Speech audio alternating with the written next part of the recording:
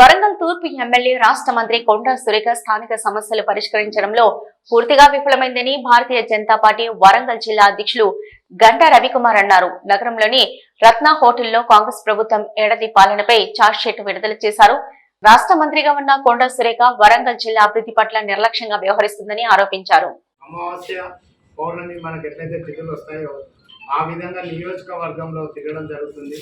ప్రజలకు అందుబాటులో ఉండట్లేదు. అది ముఖ్య సమస్య వరంగల్ జిల్లా నుంచి. అదేవిధంగా మనకు కుడాకి ఎక్కువ భూములు అమ్మి కుడాకి ఎక్కువగా ట్యాక్సులు కట్టింది మన జిల్లా నుంచి. వర్ధనపేట వరంగల్ తూర్పు నుంచి రియల్ ఎస్టేట్ సంస్థలు ఏర్పడి ఆదాయ వనరులుగా ఉన్న మన వరంగల్ జిల్లాను కుడా వాళ్ళు మర్చిపోయి రీసెంట్గా నిన్న కుడాలో జరిగిన సమీక్షా సమావేశంలో వరంగల్ నగరంలో 5 ప్రధాన రోడ్లను విస్తరించి అభివృద్ధి చేయాలని అన్నారు. ఈ వరంగల్ జిల్లాకి కుడా నిధులు రావట్లేదు. దానికి ఉదాహరణ బస్టాండ్ని కుడా నిధులతో కడతామన్నారు, అది బస్టాండ్ జరగదు. అదేవిధంగా వరంగల్లో కూడా అంతర్గత రోడ్ల నిర్మాణం చాలా కుంటుబడి ఉంది. అది కుడా నిధులు అన్నీ కూడా హన్మకొండ వాళ్ళే తీసుకెళ్తే మరి మన పరిస్థితి ఏంటి అనేది ఇక్కడ ప్రాతినిధ్యం వహిస్తున్న మహిళా మంత్రి కొండా సురేఖ గారు కూడా ఆలోచించాలి. వారు ఎక్కువ సమయం ఇక్కడ కేటాయించాలి. వాడలలో తిరగాలి, హాస్పిటల్ తిరగాలి. సీకేఎం మెటర్నిటీ హాస్పిటల్లో ఎలాంటి పరిస్థితి ఉంది? ఇటీవల నిన్న జరిగిన పత్రిక దాంట్లో ఒక ఫోటో చూశాను.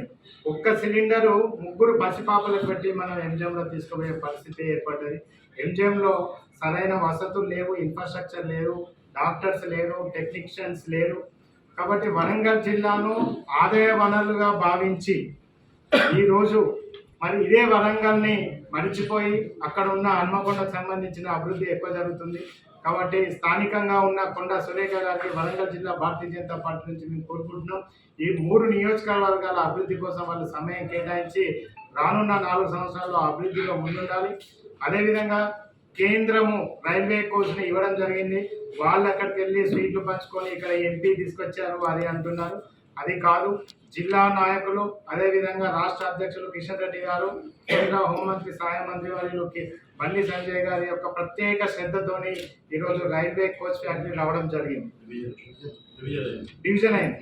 కాబట్టి ఇది ప్రజలు గ్రహించింది. ఏదో కాంగ్రెస్ వాళ్ళు స్వీట్లు పంచుకొని ప్రెస్ మీట్లు పెట్టుకొని చూస్తే అంత మాత్రాన ప్రజలు విశ్వసించే పరిస్థితిలో లేరు. కాబట్టి దీని విషయంలో ఎస్పెషల్లీగా ప్రజలు ఆలోచిస్తున్నారు.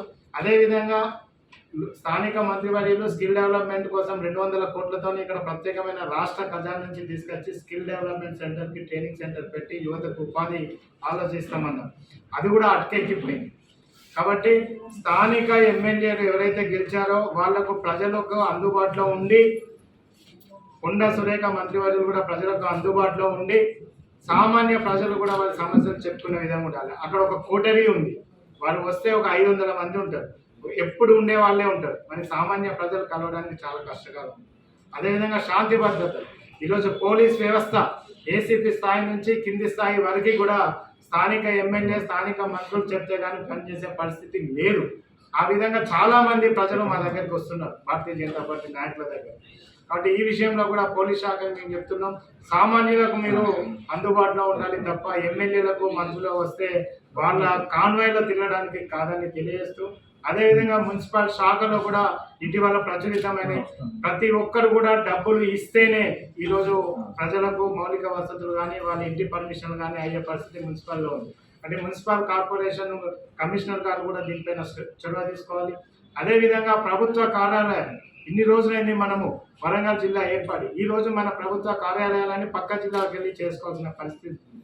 కాబట్టి వెంటనే కలెక్టర్ గారు దీనికి సంబంధిత శాఖలతో మాట్లాడి వెంటనే మనకు సంబంధించిన అన్ని ప్రభుత్వ శాఖ కార్యాలయాలు కూడా వరంగల్కి తీసుకొచ్చి ప్రజలకు అందుబాటులో ఉండాలి.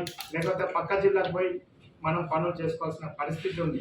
కాబట్టి వీటన్నిటి మీద కాంగ్రెస్ ప్రభుత్వాన్ని నమ్మి ప్రజలు ఓట్లు వేసిరు కాబట్టి ఖచ్చితంగా ప్రజలకు సమాధానం చెప్పాల్సిన బాధ్యత ఇక్కడ ఉన్న 3 ఎమ్మెల్యేలకు, అదేవిధంగా మంత్రికి, అదేవిధంగా అధికారులకు కూడా ఉంటుందని తెలియజేస్తూ ప్రజలకు సుపరిపాలన ఈ రాబో 4 సంవత్సరాలు ఇవ్వాలని, లేని పక్షంలో వరంగల్ జిల్లా భారతీయ జనతా పార్టీ ఖచ్చితంగా ఆందోళనలు చేస్తూ నిరసన చేస్తూ ప్రజల గొంతుగా మాట్లాడుతుందని తెలియజేస్తూ ఈ పత్రికా సమావేశం